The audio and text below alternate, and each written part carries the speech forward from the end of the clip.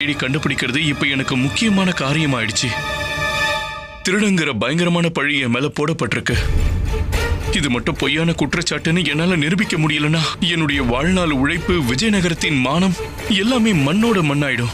ராமா, உன் மணி எப்படி உன்னோட வீட்ல கிடைச்சதோ அதே மாதிரி இவரோட மணியை இவரோட வீட்ல இருக்கலாம்.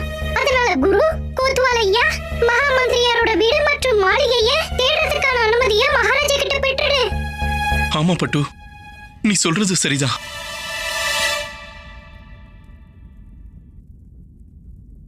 மகாராஜா, எனக்கு முதல்ல குருவோட வீடு, ராஜா மாளிகை, மந்திரியார் அப்புறம் கோத்வாலையாவோட வீடுகள்ல மணியை தேடி பார்க்கறதுக்கு அனுமதி வேணும்.